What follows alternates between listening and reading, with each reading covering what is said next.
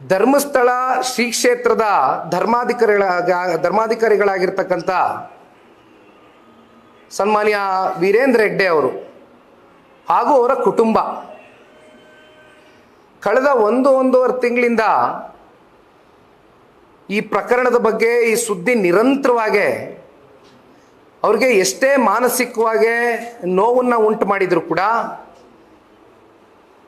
ಸನ್ಮಾನ್ಯ ಧರ್ಮಾಧಿಕಾರಿಗಳು ವೀರೇಂದ್ರ ಹೆಗ್ಡೆ ಅವರು ಮತ್ತು ಅವರ ಕುಟುಂಬಸ್ಥರು ಅತ್ಯಂತ ತಾಳ್ಮೆಯಿಂದ ಸಮಾಧಾನದಿಂದ ಅತ್ಯಂತ ಗೌರವಯುತವಾಗಿ ನಡ್ಕೊಂಡಿರ್ತಕ್ಕಂಥದ್ದು ನಿಜಕ್ಕೂ ಕೂಡ ನಾವೆಲ್ಲರೂ ಈ ಸಂದರ್ಭದಲ್ಲಿ ಅವರ ಜೊತೆಯಲ್ಲಿ ನಾವು ಇದ್ದೇವೆ ಅಂತಕ್ಕಂಥದ್ದನ್ನ ಈ ಸಂದರ್ಭದಲ್ಲಿ ಹೇಳಬೇಕಾಗ್ತದೆ.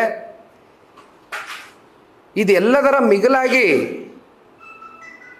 ನಮ್ಮ ರೀಜನಲ್ ಮೀಡಿಯಾ ಹೌಸಸ್, ಸ್ಥಳೀಯವಾಗೇ ಇರ್ತಕ್ಕಂಥ ನಮ್ಮ ರಾಜ್ಯದ ಮಾಧ್ಯಮದ ಸ್ನೇಹಿತರು, ನೀವು ಕಳೆದ ಒಂದೂವರೆ ತಿಂಗಳಿಂದ ಈ ಒಂದು ವಿಚಾರ ಬೆಳಕಿಗೆ ಬಂದಾಗಿಂದ ಈ ಪ್ರಕರಣದ ಬಗ್ಗೆ ತಾವುಗಳು ವೈಯಕ್ತಿಕವಾಗಿ ಇದನ್ನ ಏನಾಗಿದೆ ಇದು ಅಂತಕ್ಕಂಥದ್ರ ಬಗ್ಗೆ ತಮ್ಮಲ್ಲಿ ಇರ್ತಕ್ಕಂಥ ಒಂದು ಕುತೂಹಲ, ಜೊತೆಯಲ್ಲಿ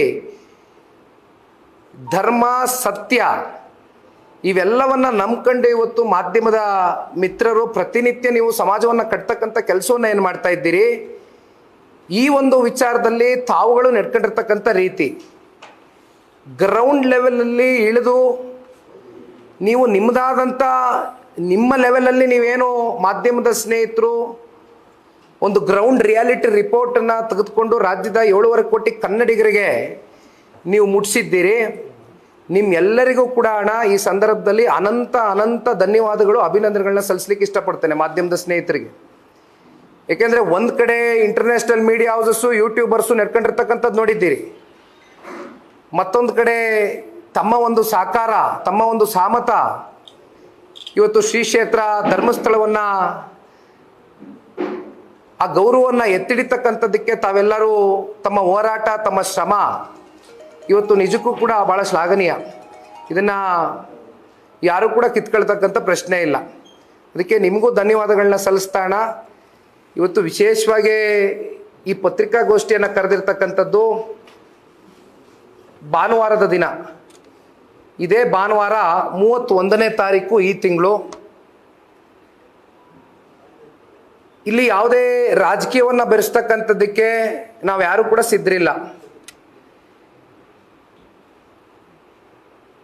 ಧರ್ಮಸ್ಥಳಕ್ಕೆ ಆಗಿರ್ತಕ್ಕಂಥ ಅವಮಾನ ಏನಿದೆ, ಅಥವಾ ಯಾವ ರೀತಿ ಒಂದು ಅಪಮಾನ ಆಗ್ತಕ್ಕಂಥದ್ದಕ್ಕೆ ಕೆಲವೊಂದಷ್ಟು ಹೆಜ್ಜೆಗಳನ್ನ ಈ ರಾಜ್ಯ ಸರ್ಕಾರ ಇಟ್ಟಿದ್ದಾರೆ.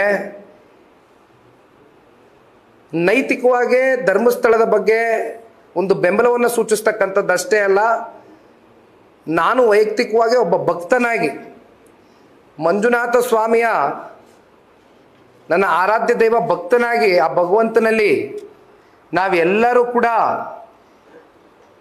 ಪಕ್ಷದ ಶಾಸಕರು, ಮಾಜಿ ಶಾಸಕರು, ಕಾರ್ಯಕರ್ತ ಬಂಧುಗಳು ಜೊತೆಯಲ್ಲಿ ಯಾರ್ಯಾರು ಭಕ್ತಾದಿಗಳು ನಮ್ಮ ಜೊತೆಯಲ್ಲಿ ಭಾನುವಾರದ ದಿನ ಧರ್ಮಸ್ಥಳ ಸತ್ಯ ಯಾತ್ರೆ ಅಂತಕ್ಕಂಥದ್ದನ್ನ ಮುಂದಿಟ್ಕೊಂಡು ನಾವೇನು ಹೊರಟಿದ್ದೇವೆ,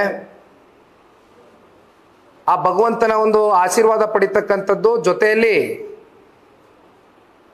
ಧರ್ಮಾಧಿಕಾರಿಗಳಾಗಿರ್ತಕ್ಕಂಥ ವೀರೇಂದ್ರ ಹೆಗ್ಡೆ ಅವ್ರನ್ನು ಕೂಡ ಧರ್ಮಸ್ಥಳ ಸತ್ಯ ಯಾತ್ರೆ, ವೀರೇಂದ್ರ ಹೆಗ್ಡೆ ಅವ್ರನ್ನು ಕೂಡ ಅವರ ಕುಟುಂಬಸ್ಥರನ್ನು ಕೂಡ ಅವರ ಜೊತೆಯಲ್ಲಿ ನಾವು ಇದ್ದೇವೆ, ಇರ್ತೇವೆ, ಹಿಂದೆನೂ ಇದ್ದೇವೆ, ಮುಂದೇನೂ ಇರ್ತೇವೆ ಅಂತಕ್ಕಂಥ ಆತ್ಮವಿಶ್ವಾಸವನ್ನು ತುಂಬಿಸ್ತಕ್ಕಂಥ ಕೆಲಸವನ್ನು ಮಾಡ್ತಕ್ಕಂಥದ್ದಕ್ಕೆ 31ನೇ ತಾರೀಕು ಭಾನುವಾರದ ದಿನ ಧರ್ಮಸ್ಥಳ ಸತ್ಯ ಯಾತ್ರೆ ಅಂತಕ್ಕಂಥದ್ದನ್ನ ಜನತಾದಳ ಪಕ್ಷದ ವತಿಯಿಂದ, ಇದು ಪಕ್ಷಾತೀತವಾಗಿ ಮತ್ತೆ ಹೇಳ್ತಾ ಇದ್ದೇನೆ, ಒತ್ತಿ ಹೇಳ್ತಾ ಇದ್ದೇನೆ, ಇದರಲ್ಲಿ ಯಾವುದೇ ರಾಜಕೀಯವನ್ನು ಬೆರೆಸ್ತಕ್ಕಂಥ ಪ್ರಶ್ನೆ ಇಲ್ಲ. ಒಟ್ಟಾರೆಯಾಗಿ ಧರ್ಮಸ್ಥಳದ ಮೇಲೆ ನಮಗೆ ಇರ್ತಕ್ಕಂಥ ಒಂದು ನಂಬಿಕೆ, ಕೋಟ್ಯಾಂತರ ಭಕ್ತಾದಿಗಳಿಗೆ ಇರ್ತಕ್ಕಂಥ ಒಂದು ನಂಬಿಕೆಯ ಜೊತೆಯಲ್ಲಿ ನಾವು ಕೂಡ ಇದ್ದೇವೆ ಅಂತಕ್ಕಂಥದ್ದನ್ನ ಭಾನುವಾರದ ದಿನ ದೊಡ್ಡ ಸಂಖ್ಯೆಯಲ್ಲಿ ಶ್ರೀ ಕ್ಷೇತ್ರಕ್ಕೆ ಭೇಟಿ ಕೊಡ್ತಕ್ಕಂಥ ಪ್ರಾಮಾಣಿಕ ಕೆಲಸವನ್ನು ನಮ್ಮ ಪಕ್ಷದ ಎಲ್ಲ ಶಾಸಕ ಮಿತ್ರರು ಮಾಡ್ತಾ ಇದ್ದೇವೆ. ಮಾಜಿ ಶಾಸಕರು ಕೂಡ ಬರ್ತಾರೆ, ಎಲ್ಲ ಕಾರ್ಯಕರ್ತರು ಇರ್ತಾರೆ.